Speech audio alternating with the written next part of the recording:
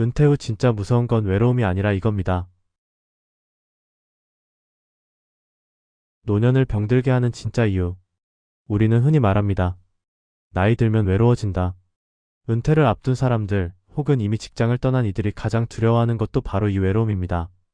자식들은 독립하고 친구들은 하나둘 멀어지고 배우자마저 먼저 떠나면 홀로 남겨진 시간이 길어집니다. 그래서 사람들은 외로움을 노년의 가장 큰 적이라고 생각합니다.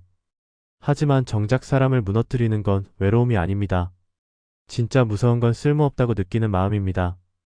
은퇴 후 사람들은 갑자기 자신이 세상에서 밀려났다고 느낍니다. 누군가에게 필요하지 않은 존재가 된 것 같은 그 감정. 아침에 눈을 떠도 해야 할 일이 없고 전화가 오지 않으며 누구도 나를 찾지 않는 그 시간들. 그게 바로 노년을 가장 깊이 병들게 하는 마음입니다. 외로움은 혼자 있는 상태를 말하지만 쓸모없음은 존재 자체의 가치를 의심하게 만듭니다. 이 둘의 차이는 결정적입니다. 외로움은 누군가와 함께하면 해소되지만 쓸모없다는 감각은 내면 깊숙이 뿌리내려 쉽게 사라지지 않습니다. 제1장 존재감의 상실, 그 고통의 정체. 평생을 역할로 살아온 우리. 정약용은 이렇게 말했습니다. 사람이 늙는 것은 몸이 쇠한 탓이 아니라 마음이 쓸모없다 여기기 때문이라. 이 말은 단순히 긍정적 마인드를 강조하는 것이 아닙니다. 이것은 노년 심리의 본질을 꿰뚫는 통찰입니다. 우리는 평생 일로 존재를 증명하며 살아왔습니다. 가정에서는 부모로서, 사회에서는 직장인으로서, 누군가에게 도움되는 존재로서의 나. 아침에 일어나 출근하고 회의에 참석하고 보고서를 작성하고 누군가의 전화를 받는 그 모든 과정이 나는 필요한 사람이라는 증거였습니다. 그런데 어느 날 갑자기 퇴직이라는 말 한마디로 그 역할이 사라지면 남는 것은 무엇일까요? 바로 나는 이제 무엇으로 살아야 하지? 라는 허무함입니다. 잃어버린 것은 직업이 아니라 정체성. 많은 이들이 은퇴를 일을 그만두는 것으로만 생각합니다. 하지만 실제로 잃는 것은 훨씬 더 큽니다. 그것은 바로 정체성입니다. 당신은 무슨 일을 하세요? 라는 질문에 더 이상 답할 수 없을 때 사람들은 자신이 누구인지 설명할 수 없게 됩니다. 명함도 없고 직함도 없고 소속도 없습니다. 그저 저는 은퇴했습니다 라고 말하는 순간 마치 사회에서 지워진 존재가 된 것 같은 느낌을 받습니다. 이 공허함은 외로움보다 훨씬 깊고 때로는 사람의 유혹까지 앗아갑니다. 아침에 일어날 이유가 없어지고 옷을 갈아입을 필요도 느끼지 못하며 사람들을 만나고 싶지 않아집니다. 왜냐하면 나라는 존재를 어떻게 설명해야 할지 모르기 때문입니다. 은퇴 후 찾아오는 무력감의 단계. 심리학자들은 은퇴 후 많은 사람들이 겪는 심리적 변화를 몇 단계로 설명합니다. 첫 번째는 해방감입니다. 처음 몇 주 혹은 몇 달은 자유롭습니다. 알람 없이 일어나고 하고 싶은 일을 하고 여행도 가고 취미생활을 즐깁니다. 이 시기는 은퇴가 축복처럼 느껴지는 때입니다. 두 번째는 권태입니다. 시간이 지나면서 매일이 비슷해집니다. 특별히 할 일도 없고 만날 사람도 줄어들고 하루하루가 그저 흘러갑니다. 이때부터 사람들은 무언가 잘못되었다는 느낌을 받기 시작합니다. 세 번째는 무력감입니다.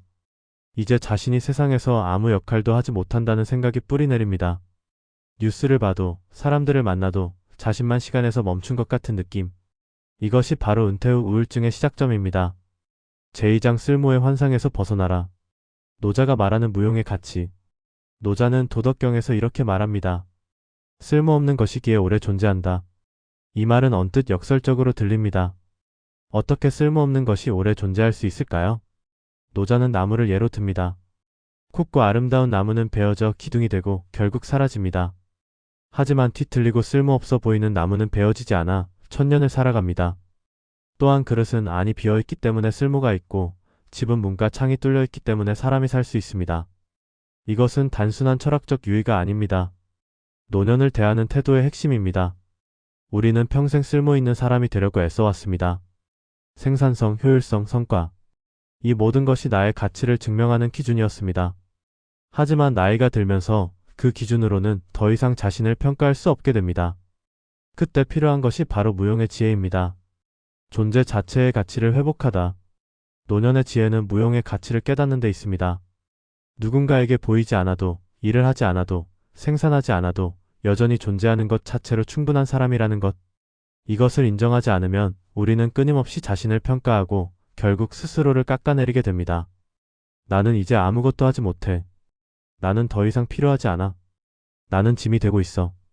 이런 생각들이 반복되면 노년은 축복이 아니라 저주가 됩니다.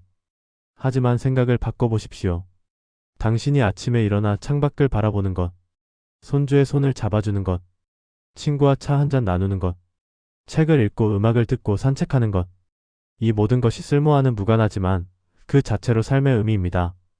당신은 무언가를 생산하지 않아도, 누군가에게 증명하지 않아도 이미 충분히 가치 있는 존재입니다. 비움으로 채워지는 삶. 동양 철학에서 비움은 단순히 아무것도 갖지 않는 것이 아닙니다. 오히려 불필요한 것을 덜어내어 본질을 드러내는 것입니다.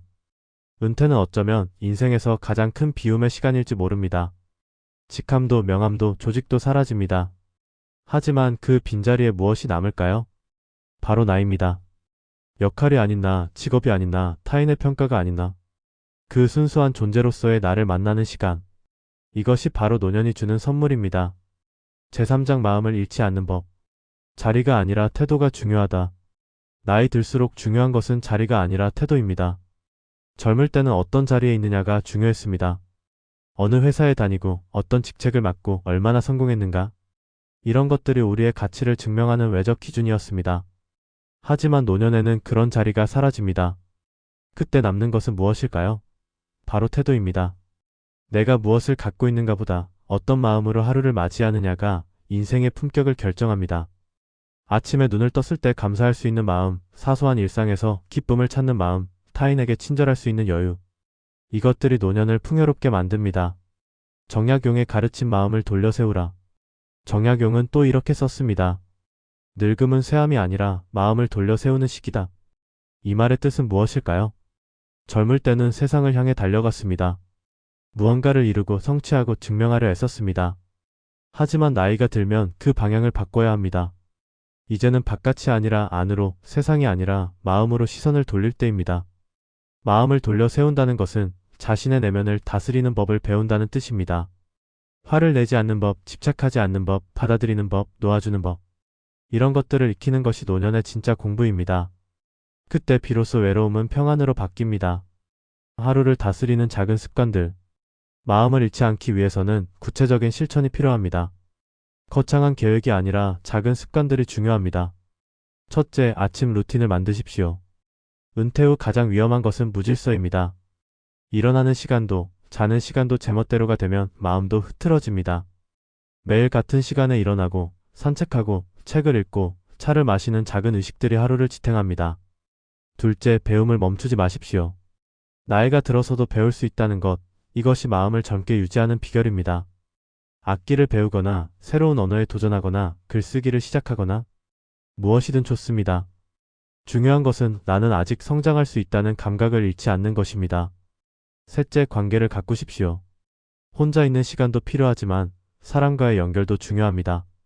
오랜 친구에게 전화하고 이웃과 인사하고 자원봉사에 참여하는 것. 이런 작은 연결들이 쌓여 외로움을 막아줍니다. 넷째, 몸을 움직이십시오. 마음이 병들면 몸도 따라갑니다. 반대로 몸을 움직이면 마음도 살아납니다. 하루 30분 걷기, 요가, 수영, 정원 가꾸기. 무엇이든 좋습니다. 몸이 건강해야 마음도 단단해집니다. 다섯째, 감사를 기록하십시오. 하루의 끝에 3가지만 적어보십시오. 오늘 감사했던 것들. 작은 것도 좋습니다. 따뜻한 햇살, 맛있는 식사, 친구의 전화. 이런 기록이 쌓이면 삶을 바라보는 시선이 달라집니다. 제4장 고독을 평화로 바꾸는 지혜. 혼자 있음과 외로움은 다르다. 많은 이들이 혼자 있는 것과 외로운 것을 같다고 생각합니다. 하지만 이 둘은 전혀 다릅니다. 혼자 있음 살러투드는 선택입니다. 자발적으로 고요함 속에 머무는 것이며 그 안에서 자신과 대화하는 시간입니다.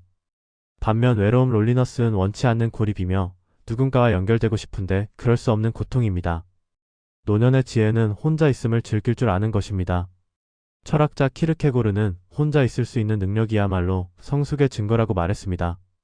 누군가의 시선이나 평가 없이도 스스로와 편안할 수 있을 때 비로소 진정한 자유를 누릴 수 있습니다. 침묵 속에서 발견하는 것들. 현대사회는 너무 시끄럽습니다. TV, 스마트폰, SNS, 끊임없는 정보와 자극. 우리는 침묵을 두려워하고 고요함을 견디지 못합니다. 하지만 노년은 다릅니다. 이제는 소음에서 벗어나 침묵 속으로 들어갈 때입니다. 침묵 속에서 우리는 자신의 진짜 목소리를 듣습니다. 평생 무시해온 내면의 소리, 진정으로 원하는 것, 후회하는 것, 용서해야 할 것들. 이런 것들이 고요함 속에서 비로소 드러납니다. 명상가들은 말합니다. 침묵은 답이 아니라 질문을 정화하는 과정이다. 우리가 진짜 궁금해하는 것이 무엇인지, 진짜 두려워하는 것이 무엇인지 침묵 속에서 명확해집니다. 자연과 함께하는 시간. 나이가 들수록 자연과 가까워지십시오. 산책하며 나무를 보고 바람을 느끼고 새소리를 듣는 것. 이런 작은 경험들이 마음을 치유합니다. 자연은 아무 말 없이도 큰 위로를 줍니다. 일본의 산림욕 연구에 따르면 숲속을 걷는 것만으로도 스트레스 호르몬이 줄어들고 면역력이 높아지며 우울감이 감소한다고 합니다. 자연은 우리에게 아무것도 요구하지 않습니다. 그저 있는 그대로를 받아줍니다. 은퇴 후 많은 이들이 정원 가꾸기에 빠지는 이유도 여기 있습니다. 씨앗을 심고 물을 주고 성장을 지켜보는 과정. 이것은 단순한 취미가 아니라 생명과 연결되는 경험입니다. 식물이 자라는 것을 보며 우리도 여전히 무언가를 키울 수 있다는 것, 여전히 생명과 함께한다는 것을 느낍니다. 제5장 인생 후반전의 새로운 의미 찾기. 더 가지는 것이 아니라 덜어내는 것. 인생의 전반전은 더하기의 시간입니다. 학위를 쌓고 경력을 쌓고 재산을 모으고 관계를 넓히고 우리는 끊임없이 무언가를 더해야 한다고 배웠습니다. 하지만 후반전은 빼기의 시간입니다. 불필요한 물건을 정리하고 복잡한 관계를 정돈하고 집착을 내려놓고 욕심을 줄이는 것. 이것이 노년의 과제입니다. 일본의 정리 전문가 곤도 마리에는 물건을 버리는 것은 과거를 정리하는 것이라고 말했습니다. 우리가 쌓아온 물건들은 사실 추억이자 집착입니다. 이것들을 하나씩 놓아주면서 우리는 가볍게 됩니다. 그리고 가벼워질수록 자유로워집니다. 유산은 물질이 아니라 이야기다.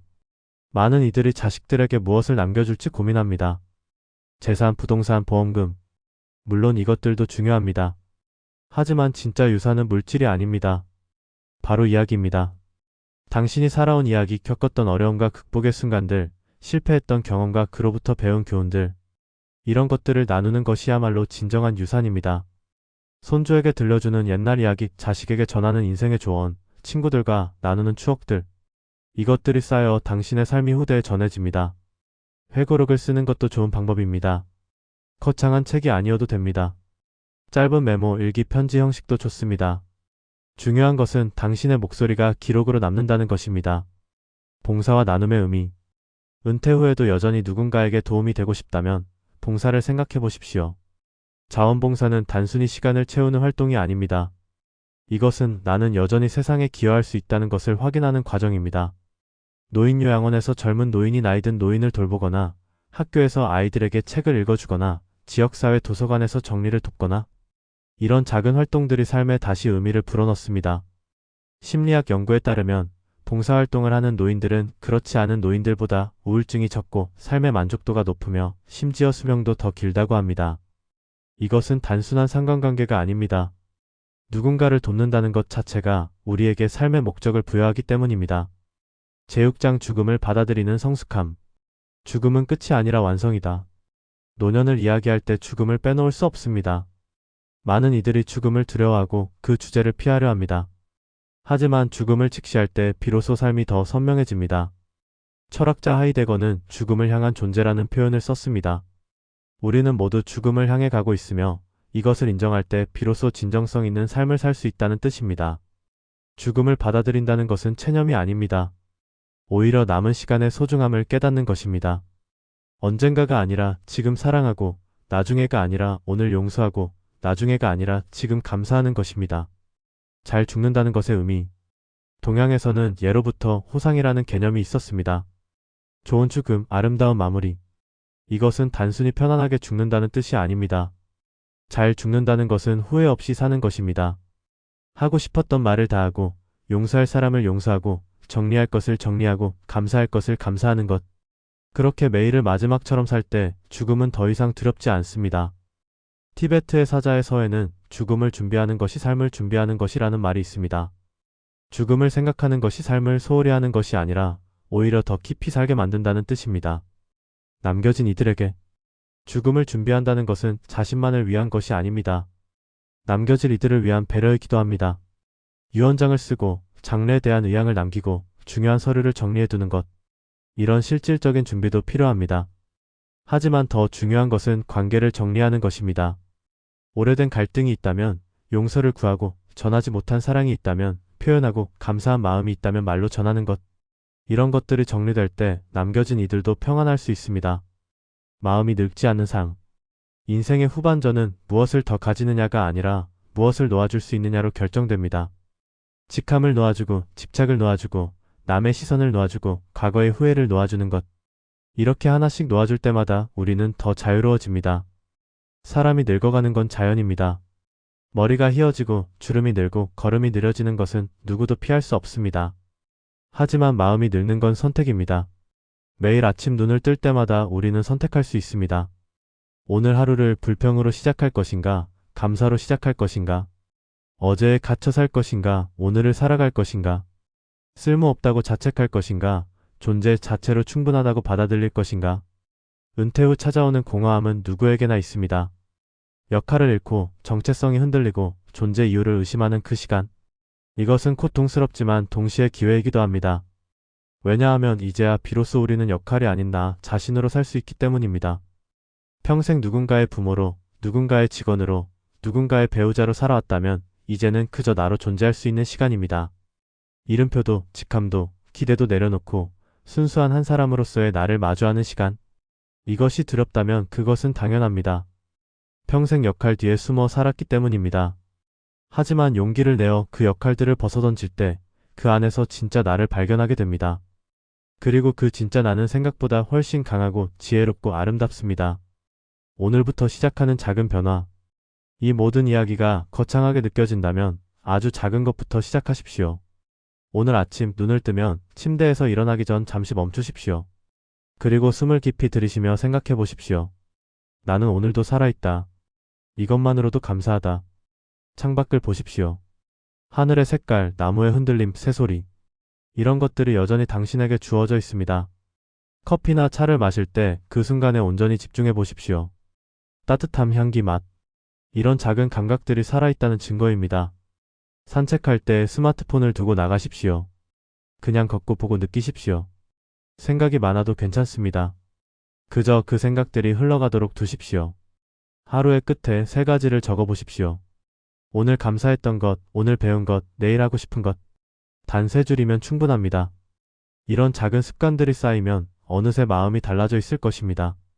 당신은 이미 충분합니다. 이 글을 읽는 당신에게 마지막으로 전하고 싶은 말이 있습니다. 당신은 이미 충분합니다. 더 증명하지 않아도, 더 성취하지 않아도, 더 생산하지 않아도 됩니다. 당신이 여기 존재한다는 것, 그것만으로 이미 의미 있습니다. 당신이 살아온 세월, 겪어온 고난, 극복한 시련, 나눈 사랑, 흘린 눈물. 이 모든 것이 당신을 지금의 당신으로 만들었습니다. 그리고 지금의 당신은 아름답습니다. 주름진 손은 수많은 일을 해낸 손이고, 구부러진 등은 무거운 짐을 견뎌낸 등이며, 흐려진 눈은 세상의 많은 것을 보아온 눈입니다. 당신의 몸은 늙었을지 몰라도 당신의 영혼은 여전히 빛나고 있습니다. 마음의 쓸모를 불어넣는 순간. 정약용이 말했던 그 말을 다시 떠올려 봅시다. 늙음은 쇠함이 아니라 마음을 돌려 세우는 시기다.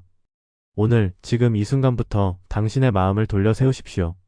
나는 쓸모없어라는 생각이 들 때마다 그것이 사실이 아님을 상기하십시오. 당신은 존재 자체로 가치 있습니다.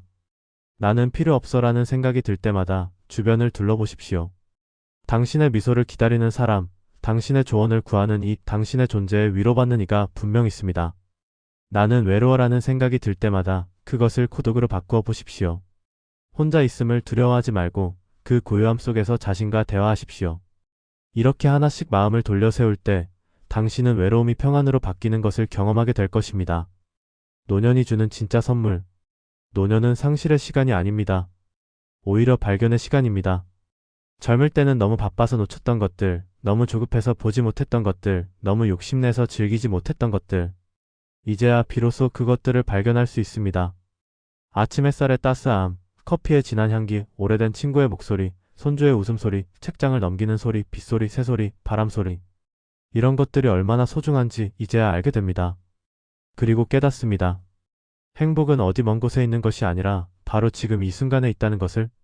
다음 세대에게 물려줄 지혜. 우리가 경험한 이 모든 것, 배운 이 모든 것은 결국 다음 세대에게 전해져야 합니다. 은퇴 후 쓸모없다고 느끼는 당신에게 사실은 가장 중요한 역할이 남아 있습니다. 바로 전달자의 역할입니다. 당신이 살아오며 깨달은 것들, 실수하며 배운 것들, 고통을 통해 얻은 지혜들, 이것들을 젊은 세대에게 나누는 것. 이것이야말로 노년의 가장 큰 사명입니다. 가르치려 들지 마십시오. 그저 나누십시오. 당신의 이야기를, 당신의 경험을, 당신의 실패와 성공을 그들은 듣고 있습니다. 비록 표현하지 않아도 당신의 말 한마디 한마디가 그들의 삶의 씨앗이 되고 있습니다. 마지막 당부. 이 글을 마무리하며 한 가지만 더 당부하고 싶습니다. 오늘부터, 아니, 지금 이 순간부터 당신의 마음의 쓸모를 다시 불어넣어 주십시오. 그것은 거창한 일이 아닙니다. 그저 스스로에게 이렇게 말하는 것입니다. 나는 충분하다. 나는 가치 있다. 나는 여전히 아름답다. 이 말을 매일 아침 거울을 보며 스스로에게 해주십시오. 처음에는 어색하고 거짓말 같을 수 있습니다. 하지만 계속 반복하다 보면 어느새 그것이 진실이 되어 있을 것입니다. 그리고 그때 당신은 깨닫게 될 것입니다. 외로움은 문제가 아니었다는 것을, 진짜 문제는 스스로를 쓸모없다고 여기는 마음이었다는 것을, 그리고 그 마음을 바꾸는 힘이 언제나 당신 안에 있었다는 것을. 새로운 시작. 은퇴는 끝이 아닙니다. 새로운 시작입니다. 역할에서 벗어나 진정한 나로 사는 삶의 시작. 의무에서 해방되어 자유를 누리는 삶의 시작. 성취를 쫓지 않고 존재를 즐기는 삶의 시작. 이 시작이 두렵다면 그것은 자연스러운 것입니다. 모든 시작은 두렵습니다. 하지만 용기를 내십시오. 당신에게는 이미 평생의 경험이라는 무기가 있습니다. 수많은 어려움을 극복해온 힘이 있습니다. 그리고 무엇보다 이제는 더 이상 증명할 것이 없다는 자유가 있습니다. 이 자유를 마음껏 누리십시오. 좋아하는 것을 하고 사랑하는 사람들과 시간을 보내고 꿈꾸던 것들을 시도하고 미루어왔던 것들을 실행하십시오. 이제는 당신의 시간입니다. 노년은 평화의 시간. 정약용과 노자의 지혜가 우리에게 말합니다. 쓸모를 버릴 때 진정한 가치를 발견하고 마음을 돌려 세울 때 진정한 평화를 얻는다고. 은퇴 후 진짜 무서운 것은 외로움이 아니라 쓸모없다고 느끼는 마음입니다. 하지만 이제 우리는 압니다. 그 마음은 환상이라는 것을. 우리는 존재 자체로 충분하다는 것을. 오늘부터 내 마음의 쓸모를 다시 불어넣어 주십시오. 그 순간부터 노년은 더 이상 두려움이 아니라 새로운 평화의 시간으로 바뀔 것입니다. 당신의 하루가 감사로 시작되고 평안으로 끝나기를 바랍니다. 당신의 마음이 늙지 않고 영혼이 자유롭기를 바랍니다. 그리고 당신의 노년이 인생에서 가장 아름다운 계절이 되기를 진심으로 기원합니다. 사람이 늙는 것은 몸이 쇠한 탓이 아니라 마음이 쓸모없다 여기기 때문이라. 정약용. 쓸모없는 것이기에 오래 존재한다. 노자. 이 두 지혜를 가슴에 새기고 오늘을 살아가십시오. 당신은 이미 충분히 아름답습니다.